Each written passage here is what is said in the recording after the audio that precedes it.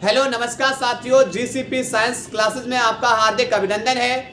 जैसा कि बेटा हम पढ़ रहे हैं फिजिक्स और केमिस्ट्री के अनसॉल्व पेपर को, जिसमें केमिस्ट्री के 4 सेट कंप्लीट हो चुके हैं, फिजिक्स के 3 सेट कंप्लीट हो चुके हैं और आज हम जो लेकर आए हुए हैं वह है फिजिक्स का सेट नंबर 4। और उम्मीद है कि आप लोग लगातार मेहनत कर रहे होंगे। बस आप लोगों का प्यार और सपोर्ट इसी तरीके से बना रहे ताकि हम बहुत जल्द से जल्द फिजिक्स और केमिस्ट्री की लाइव क्लास लेकर आएंगे, जिसमें इंपॉर्टेंट क्वेश्चंस जो बोर्ड एग्जाम हमारे हर साल पूछे जाते हैं और उसके साथ साथ बेटा हमारे अनसॉल्व पेपर भी चलेंगे। क्लियर? तो हम जैसा कि हमने बताया बेटा, हमारा टारगेट 2023, 24 और 22 के पेपरों को हल कराने का है, तो हम उसी पे लगातार बेटा कार्य कर रहे हैं। बस आप लोगों के सपोर्ट और प्यार बस इसी तरीके से बना रहे। चलते हैं बेटा क्वेश्चन नंबर 1 की ओर। और जैसा कि इसमें बेटा विकल्प दे रखे होते हैं, क्या है पहला क्वेश्चन, किस भौतिक राशि के मात्रक वोल्ट प्रति मीटर तथा न्यूटन प्रति कूलम दोनों ही होते हैं? भौतिक राशि है, देखो वैद्युत क्षेत्र तीव्रता E बराबर होता है B/L। विभव प्रवणता पढ़ेंगे, इसका मात्रक होता है वोल्ट प्रति, और लंबाई का मात्रक बेटा यहाँ पर दूरी का मात्रक हो जाएगा मीटर। विभव का मात्रक वोल्ट और बेटा यहाँ पर जो दूरी का मात्रक हो जाएगा मीटर। दूसरा होता है वैद्युत क्षेत्र तीव्रता E बराबर F/Q। बल का मात्रक होता है न्यूटन और प्रति आवेश का मात्रक क्या होगा? कूलम। तो ये दोनों के दोनों जो मात्रक हैं वह बेटा किसके हैं? वैद्युत क्षेत्र।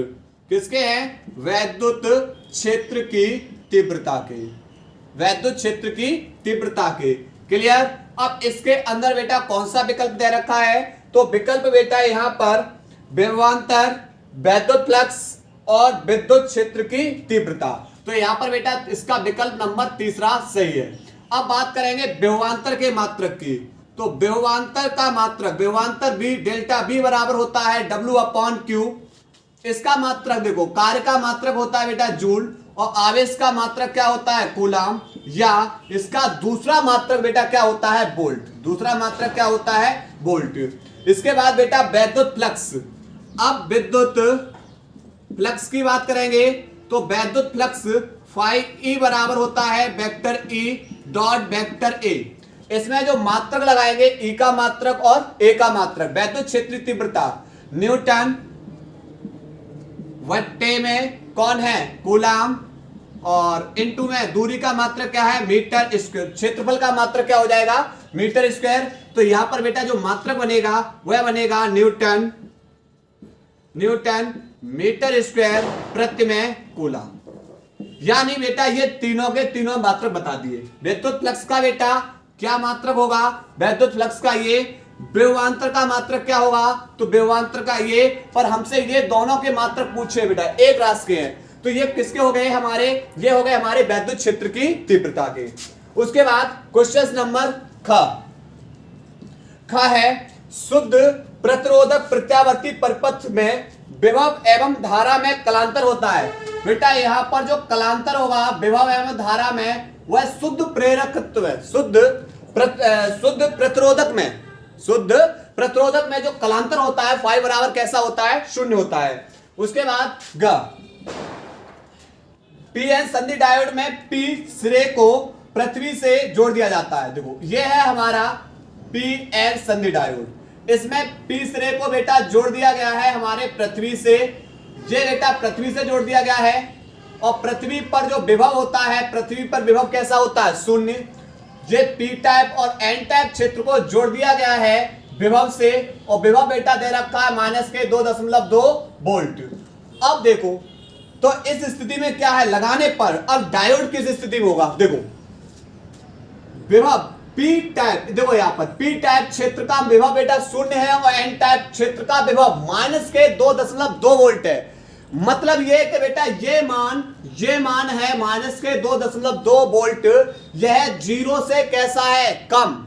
और 0 से कम है जब पी टाइप क्षेत्र का मान एन टाइप क्षेत्र के विभव से अधिक हो। जब पी टाइप क्षेत्र के विभव का मान एन टाइप क्षेत्र के विभव से अधिक होता है तो विभव हमारा किस स्थिति में होता है? चालन की स्थिति में।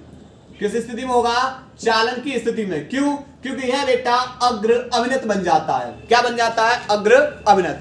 अगर बेटा एन टाइप क्षेत्र का मान बेटा ज्यादा कर दिया जाता और पी टाइप क्षेत्र के विभव का मान कम कर दिया जाता तो यह अचालक स्थिति में आ जाता। ठीक है। उसके बाद घ बेटा M1 M2 द्रव्यमान के दो नाभिकीय संलयन। देखो M1 और M2 दो द्रव्यमान है बेटा, ये संलयित होंगे और एक द्रव्यमान M बनाते हैं। तो इस प्रक्रिया में भी ऊर्जा उत्सर्जित होती है। तो संदर्भ में सही संबंध है। देखो M1 M2 के मान होंगे, M1 और M2 इन दोनों के जो द्रव्यमान के मान होंगे वह अधिक होंगे कुल द्रव्यमान M के। क्लियर? ये बेटा नाभिकीय संलयन के अंदर है। किसके अंदर है? नाभिकीय संलयन के अंदर। क्यों? नाभिकीय संलयन के अंदर इन द्रव्यमानों के बेटा ऊर्जा अधिक होगी और इसकी ऊर्जा बेटा कैसी होगी? कम। ठीक है। उसके बाद ग्रह है बेटा फोटोन की गतिज द्रव्यमान का सूत्र है। फोटोन की गतिज द्रव्यमान का सूत्र है। तो देखो यहां पर लैम्डा बराबर होता है h/p। पर बेटा p संवेग है। p क्या है? संवेग। संवेग होगा द्रव्यमान इनटू में वेग। अब फोटोन का वेग बेटा किससे लिखेंगे? c से। तो लैम्डा बराबर h/p की जगह लगाएंगे m इनटू में c। पर m को लैम्डा की जगह और लैम्डा को बेटा किसकी जगह भेज दो? m की जगह। तो यहां से बेटा बनेगा m बराबर h लैम्डा इनटू में c। कौन सा विकल्प बेटा सही है? इसका विकल्प नंबर बेटा चौथा सही है। इसका विकल्प चौथा सही है। इसका बेटा विकल्प कौन सा सही था बेटा? दूसरा सही था। और इसका विकल्प पहला सही है और इसमें विकल्प चौथा सही था। उसके बाद क्वेश्चन नंबर क्या बोल रहा है? एक धात्विक गोले पर 10 कूलम आवेश है। गोले की त्रिज्या 5 सेंटीमीटर है। गोले के भीतर वैद्युत क्षेत्र, तो ध्यान रखना गोले के भीतर वैद्युत क्षेत्र होगा, शून्य होगा। क्यों? क्योंकि गोले के भीतर बेटा आवेश नहीं है और जब गोले के भीतर आवेश नहीं है तो वैद्युत क्षेत्र कैसा होगा? शून्य। क्योंकि यहां पर जो आवेश है वह बेटा गोले के पृष्ठ पर आवेश है, भीतर आवेश नहीं है, इसलिए वैद्युत क्षेत्र तीव्रता क्या हो जाएगी? शून्य हो जाएगी। विकल्प को नोट करिए।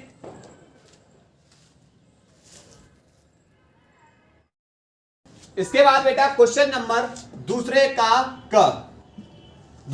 का है वाहनों में पश्चदर्शी दर्पण के रूप में प्रयुक्त दर्पण का नाम लिखिए। हमें बेटा पीछे का दृश्य देखना है और पीछे का दृश्य देखना है बेटा, तो इसके लिए हम बेटा प्रयोग करेंगे उत्तल दर्पण का। क्यों? क्योंकि उत्तल दर्पण प्रकाश की किरणों को क्या करता है? फैलाता है। प्रकाश की किरणों को क्या होता है? फैलाता है। क्लियर? उसके बाद क्वेश्चन नंबर दूसरे का ख है किसी प्रकाश संवेदी सतह से कार्यफलन का अर्थ समझाइए। देखो धातु के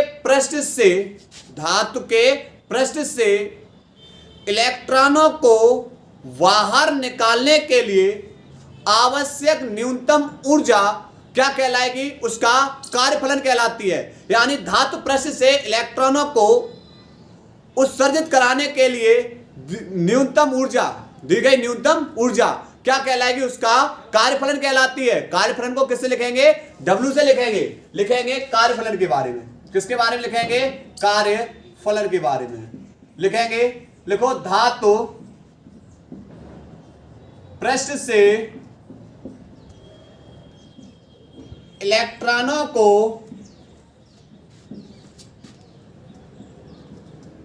उत्सर्जित कराने के लिए आवश्यक न्यूनतम ऊर्जा क्या कहलाती है? उसका कार्यफलन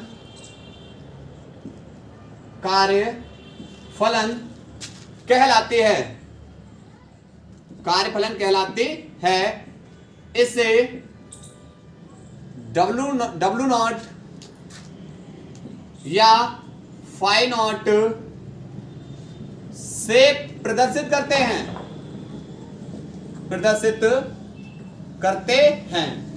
W नॉट बराबर होगा बेटा H इंटू में V नॉट। W नॉट बराबर क्या होता है? H इंटू में V नॉट। और कार्य का मात्रक क्या होता है? कार्य का मात्रक क्या होगा बेटा, जूल। और एक इलेक्ट्रॉन वोल्ट बराबर होता है 1.6 गुणा 10 की पावर माइनस के 19 जूल। एक इलेक्ट्रॉन वोल्ट बराबर 1.6 गुणा 10 की पावर माइनस के 19 जूल। क्लियर। तो केवल परिभाषा हमसे पूछी गई थी बेटा, लेकिन यहां से फॉर्मूला, कार्यफलन का मात्रक, उसके बाद यहां पर एक इलेक्ट्रॉन वोल्ट बराबर कितने जूल होते हैं। ठीक है, ये सब बेटा। उसके बाद क्वेश्चन नंबर का, नाभिक के आकार तथा द्रव्यमान के बीच संबंध लिखिए। देखो, R बराबर होगा R नॉट ए की पावर 1/3, जहां R क्या हमारी परमाणु त्रिज्या, ए हमारा परमाणु द्रव्यमान, R हमारा ऋण वर्ग नियतांक, R हमारा क्या होगा, R नॉट हमारा होगा ऋण वर्ग नियतांक। क्लियर। ये बेटा ना। इसके बाद बेटा प्रश्न नंबर दूसरे का घ कह रहा है किलोवाट घंटा किस राशि का मात्रक है। 1 किलोवाट घंटा में कितने जूल होते हैं। देखो, किलोवाट घंटा यह विद्युत ऊर्जा का मात्रक है, और 1 किलोवाट घंटा बराबर 1 किलोवाट में 1000 वाट, और 1 घंटा में 60 मिनट, और 1 मिनट में 60 सेकेंड, अर्थात 6 गुणा 6 बराबर हो जाएगा 36 इंटू 1 2 3 4 5 10 की पावर 5। एक हम दशमलव इधर ले आएंगे तो 3.6, और दशमलव जब बेटा उल्टे हाथ की ओर खिसकाएंगे घात प्लस की बढ़ जाएगी, यानी 5 थी, एक घात और बढ़ जाएगी, कितनी हो जाएगी 6, इतने जूल। क्लियर। क्वेश्चन नंबर दूसरे का घ नोट करेंगे। क्वेश्चन नंबर क्या है कि किसी आवेशित छड़ के निकट एक अनावेशित छड़ रख दिया जाता है तो छड़ पर विभव का क्या प्रभाव पड़ेगा। आवेशित छड़ के पास अनावेशित छड़ को रख दोगे, विभव घट जाएगा। यहां पर क्या लिखेंगे, विभव का मान घट जाएगा। विभव का मान क्या हो जाएगा, घट जाएगा। उसके बाद क्वेश्चन नंबर 4 है सीधे धारावाही चालक तार के कारण उत्पन्न चुंबकीय रेखाओं को प्रदर्शित कीजिए। देखो, एक तार लेंगे, इस तार में धारा बेटा क्या करेंगे, धारा प्रवाहित करेंगे। अब तार में धारा आप बेटा ऊपर से नीचे की ओर प्रवाहित कर सकते हो, या नीचे से ऊपर की ओर प्रवाहित कर सकते हो। क्लियर। अब मान लिया बेटा ये एक तार है, क्या एक तार है, तार में धारा प्रवाहित हो रही है, तो अंगूठा धारा की दिशा में कर दो। तार पर लिपटी हुई उंगलियां बताएंगी चुंबकीय क्षेत्र की दिशा को, किसके बताएंगी, चुंबकीय बल रेखाओं को। तार पर लिपटी हुई उंगलियां किसको बताएंगी, चुंबकीय बल रेखाओं को। बस करना क्या है, अंगूठा धारा की दिशा में कर दो, धारा की दिशा में अंगूठा, तार पर लिपटी हुई उंगलियां चुंबकीय बल रेखाओं को बताएंगी। इस तरीके से, ये इस तरीके से धारा दिशा नीचे है, तार पर लिपटी हुई उंगलियां चुंबकीय बल रेखाओं को बताएंगी। अब बेटा दिशा इस तरीके से होगी, क्योंकि अंदर से बाहर, ये बेटा इस तरीके से, ये हो गई बेटा चुंबकीय बल रेखाएं, चुंबकीय बल रेखाएं। क्लियर। नोट करेंगे बेटा इस क्वेश्चन को। इसके बाद बेटा प्रश्न नंबर तीसरे का क्वेश्चन बोल रहा है धारा मापी की धारा सुग्राह्यता को परिभाषित कीजिए, हम इसमें वृद्धि कैसे कर सकते हैं। जो धारा मापी की सुग्राह्यता होती है, हम क्या करेंगे, धारा मापी में एकांक धारा प्रवाहित करेंगे। एकांक धारा प्रवाहित करने पर जो धारा मापी में विक्षेप उत्पन्न होगा उसी को हम क्या बोलते हैं, धारा मापी की सुग्राह्यता कहते हैं। क्लियर। लिखेंगे परिभाषा, लिखेंगे धारा मापी परिभाषा, लिखेंगे धारा मापी में एकांक धारा प्रवाहित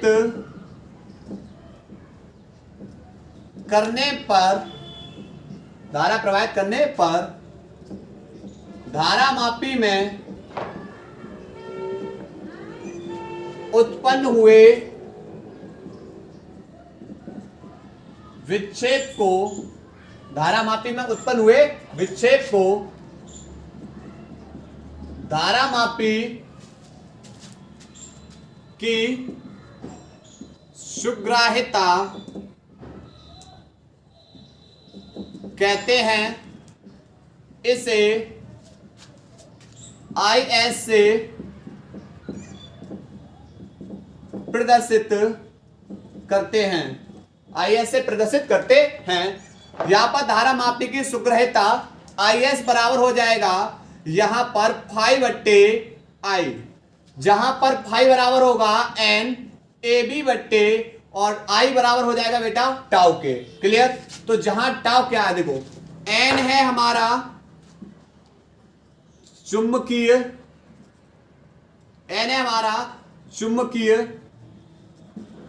वल रेखाओं की संख्या, वल रेखाओं की संख्या, a हमारा पृष्ठ का क्षेत्रफल है, v क्या हमारा, b हमारा चुंबकीय क्षेत्र है, चुंबकीय क्षेत्र, टाउ हमारा है एटन आघूर्ण, टाउ हमारा क्या है, एटन आघूर्ण। इसके बाद बेटा हमसे क्या पूछा है, उससे पूछा है धारामापी की जो हम किस तरीके से वृद्धि कर सकते हैं, धारामापी की सुग्राह्यता में किस तरीके से वृद्धि कर सकते हैं। तो देखो I बराबर है NAB, तो N यानी फेरों की संख्या, N क्या है, फेरों की संख्या। तो बेटा आप N को बढ़ा सकते हो, N है हमारा फेरों की संख्या। आप फेरों की संख्या बढ़ा के बेटा धारा सुग्राह्यता बढ़ा सकते हो, आप क्षेत्रफल को बढ़ा के धारा सुग्राह्यता बढ़ा सकते हो, आप चुंबकीय क्षेत्र को बढ़ाकर धारा सुग्राह्यता बढ़ा सकते हो। लेकिन अगर आपने बेटा एटन आघूर्ण, ये जो धारा सुग्राह्यता है एटन आघूर्ण के कैसी है, व्युत्क्रमानुपाती, तो यानी एटन आघूर्ण बढ़ाया तो धारा सुग्राह्यता घटेगी। तो यहां पर हम कैसे बढ़ा सकते हैं, तो धारा सुग्राह्यता को धारामापी सुग्राह्यता को फेरों की संख्या n, क्षेत्रफल a तथा चुंबकीय क्षेत्र की संख्या में वृद्धि करके बढ़ा सकते हैं। धारामापी सुग्राह्यता को फेरों की संख्या n, क्षेत्रफल a और चुंबकीय क्षेत्र v की संख्या में वृद्धि करके क्या कर सकते हैं, बढ़ा सकते हैं। क्वेश्चन नंबर बेटा 3 का क नोट करेंगे। इसके बाद बेटा 3 का ख क्वेश्चन क्या बोल रहा है, प्रत्यावर्ती परपथ में शक्ति गुणांक एवं वाटिन धारा के अर्थ समझाइए। देखो सबसे पहले शक्ति गुणांक, पहले किसको पढ़ेंगे, शक्ति गुणांक होता है बेटा cos फाई बराबर R/Z। cos फाई बराबर क्या होता है, R/Z। तो किसी प्रत्यावर्ती जो परपथ है, प्रत्यावर्ती परपथ में जो ओमी प्रतिरोध तथा परपथ की प्रतिबाधा के अनुपात को हम क्या कहते हैं, शक्ति गुणांक कहते हैं। क्या कहते हैं, शक्ति गुणांक। लिखेंगे परिभाषा, किसी प्रत्यावर्ती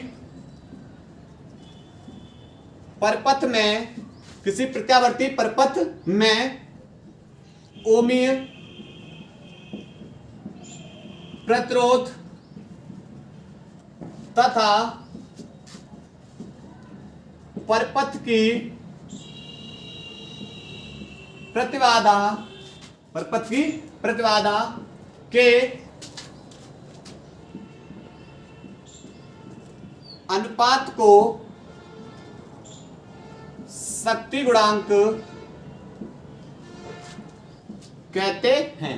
क्लियर? ये किसकी परिभाषा होगी बेटा, शक्ति गुणांक की। ठीक है। और एक और परिभाषा है कि किसी प्रत्यावर्ती परपथ में V तथा I के बीच जो कलांतर होता है, इसी कलांतर को भी हम क्या बोलते हैं, शक्ति गुणांक कहते हैं। क्या कहेंगे, V और I के बीच जो कलांतर होता है इसे भी हम क्या बोलते हैं, शक्ति गुणांक। दूसरी परिभाषा बेटा क्या पूछी है, वाट-हीन की धारा। दूसरी परिभाषा, ये पहली हो गई। दूसरी परिभाषा है वाट-हीन की धारा।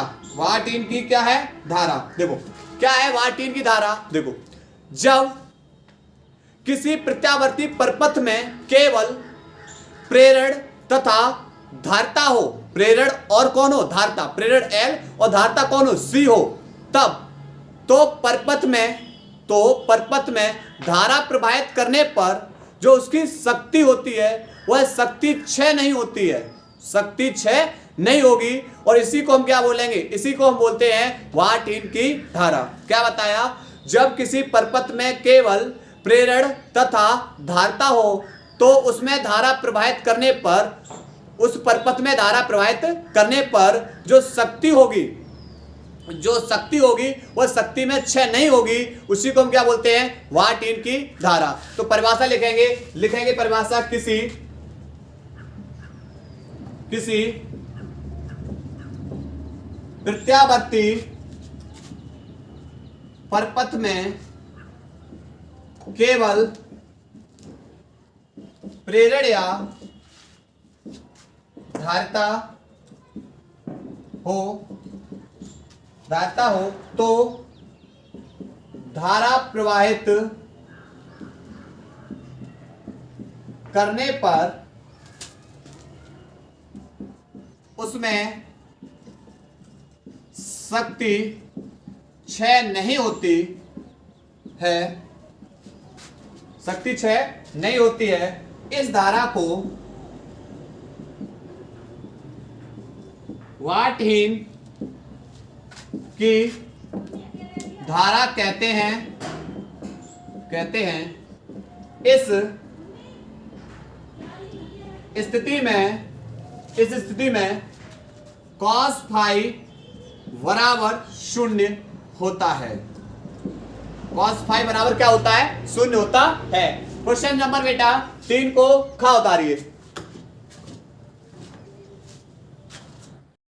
इसके बाद बेटा क्वेश्चन नंबर हमारा तीसरे का ग क्वेश्चन है, किसी विद्युत चुंबकीय तरंग में विद्युत क्षेत्र, एक समीकरण दे रखा है बेटा, ई वाई बराबर 3 गुणा 10 की पावर माइनस के साथ साइन, उसके बाद 0.5 इंटू 10 की पावर 3x प्लस 1.5 इंटू 10 की पावर 11 t वोल्ट प्रति मीटर है। तो तरंग दैर्घ्य और चुंबकीय क्षेत्र का मान ज्ञात करना है। देखो सबसे पहले इसकी तुलना करो, E बराबर E0 sine kx plus omega t volt प्रति मीटर।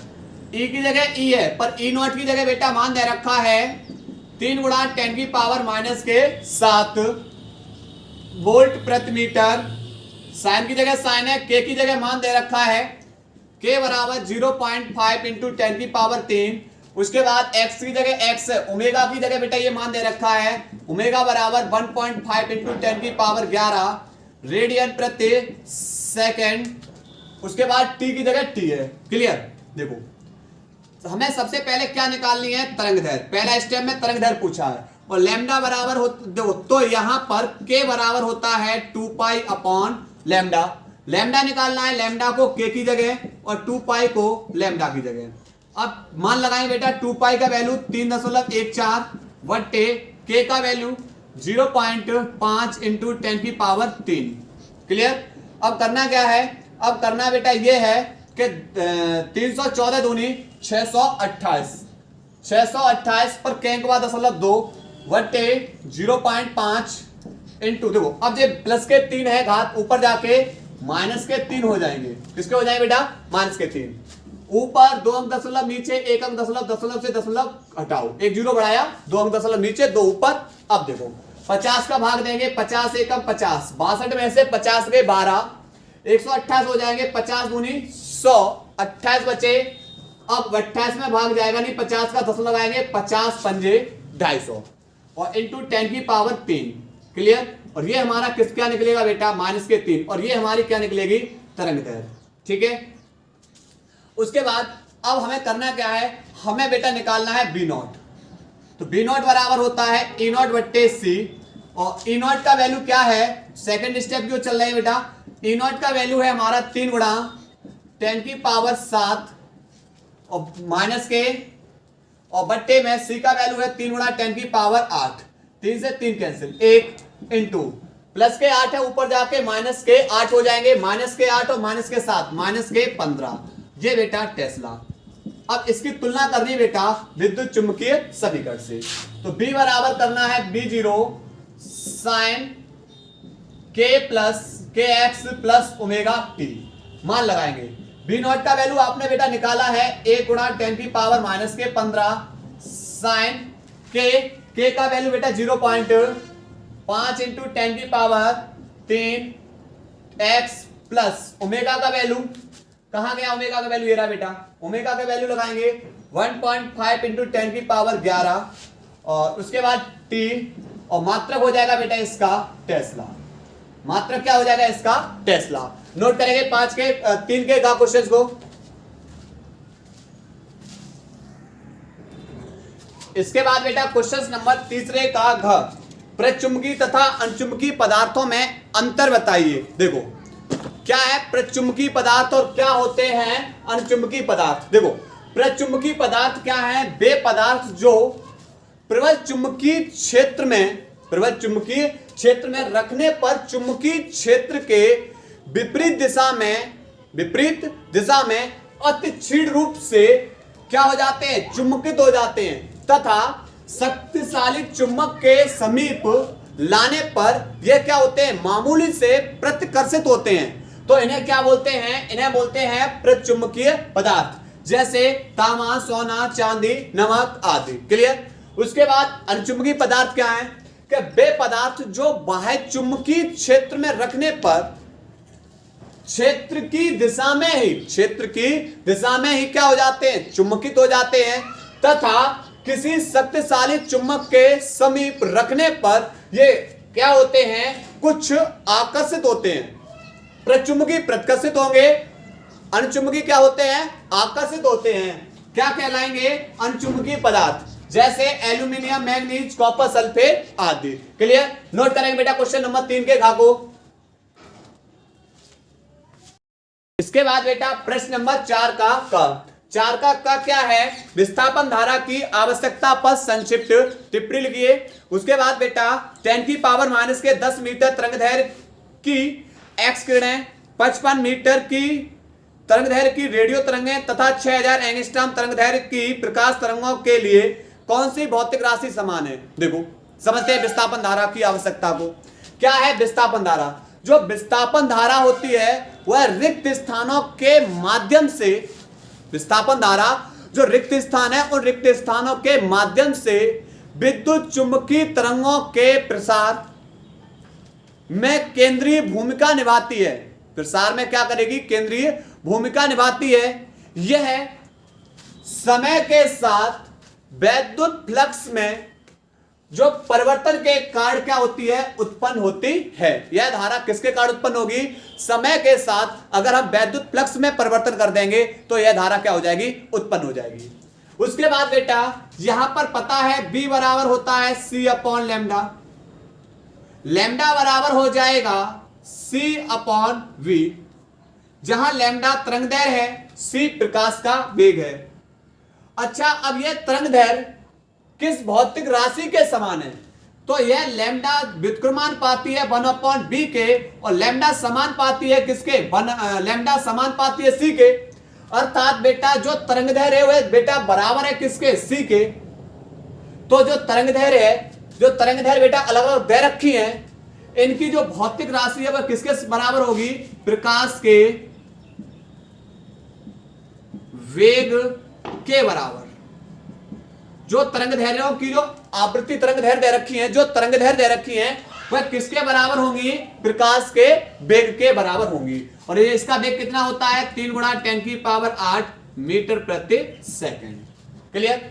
नोट करेंगे क्वेश्चन नंबर 4 के का को। इसके बाद बेटा प्रश्न नंबर 4 का ख, इंपोर्टेंट क्वेश्चन है हमारा बोर्ड एग्जाम की दृष्टि से। क्या है प्रश्न? समस्थानिक, समभारिक तथा समन्यूट्रॉनिक नाविकों में अंतर लिखिए। उत्तर के समर्थन में उदाहरण भी दीजिए। देखो सबसे पहले सीखेंगे समस्थानिक। समस्थानिक क्या होंगे? समस्थानिक देखो, एक तत्व होता है, तत्व के ऊपर बेटा परमाणु द्रव्यमान होता है, और जेड बेटा तत्व के नीचे बेटा परमाणु क्रमांक होता है। परमाणु क्रमांक होता है। क्लियर?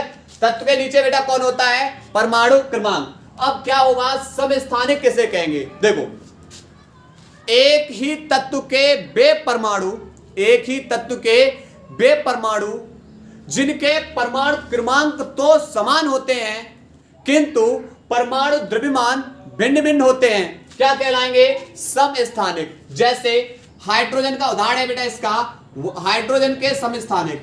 हाइड्रोजन के बेटा कौन कौन से समस्थानिक हैं? हाइड्रोजन के देखते हैं। देखो हाइड्रोजन के कौन कौन से समस्थानिक हैं? 1H1, 1H2, 1H3। देखो सब में बेटा परमाणु क्रमांक तो समान है किंतु इनके परमाणु द्रव्यमान कैसे? भिन्न भिन्न, क्या कहलाएंगे? समस्थानिक। लिखेंगे परिभाषा, लिखेंगे एक ही तत्व के वे परमाणु जिनके परमाणु क्रमांक तो समान होते हैं, परमाणु क्रमांक तो समान होते हैं किंतु परमाणु द्रव्यमान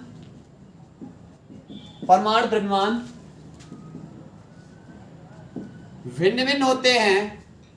परमाणु द्रव्यमान कैसे होंगे? भिन्न भिन्न, क्या कहलाते हैं? समस्थानिक कहलाएंगे। समस्थानिक कहलाते हैं। क्लियर?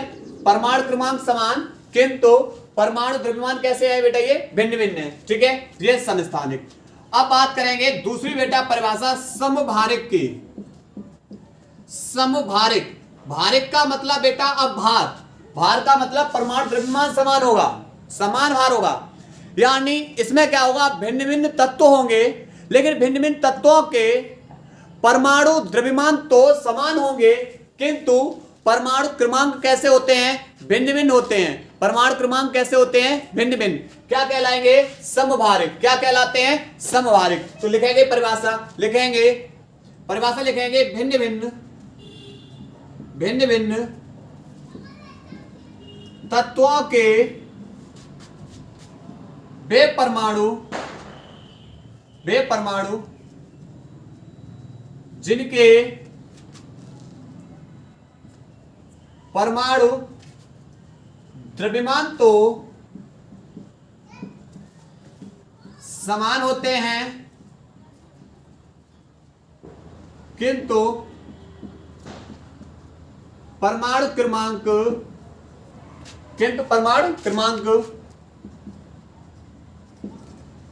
भिन्न होते हैं, क्या कहलाएंगे?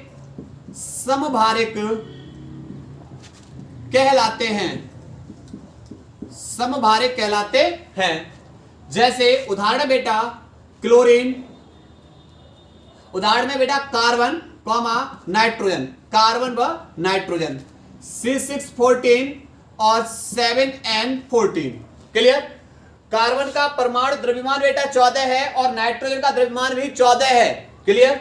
तो दोनों के द्रव्यमान तो समान है परंतु इनके परमाणु क्रमांक देखेंगे, जेड इसका 6 है और इसका 7 है। तो परमाणु क्रमांक भिन्न भिन्न, द्रव्यमान संख्या समान, समभारिक। परमाणु क्रमांक समान किंतु द्रव्यमान संख्या भिन्न भिन्न, समस्थानिक। उसके बाद है बेटा अगला समन्यूट्रॉनिक। तीसरा है बेटा समन्यूट्रॉनिक। समन्यूट्रॉनिक में क्या होगा? इसमें भिन्न भिन्न तत्वों के जो परमाणु क्रमांक हैं उनके नाविकों की जो न्यूट्रॉनों में संख्या होगी, उनके न्यूट्रॉनों की जो संख्या होगी वह कैसी होती है, समान होती है। भिन्न भिन्न तत्वों के परमाणु के जो न्यूट्रॉन हैं उनके न्यूट्रॉनों की संख्या कैसी होगी, समान होगी। क्या कहलाएंगे, सम न्यूट्रॉनिक। क्या कहलाते हैं, सम न्यूट्रॉनिक कहलाते हैं। लिखेंगे परिभाषा, भिन्न तत्वों के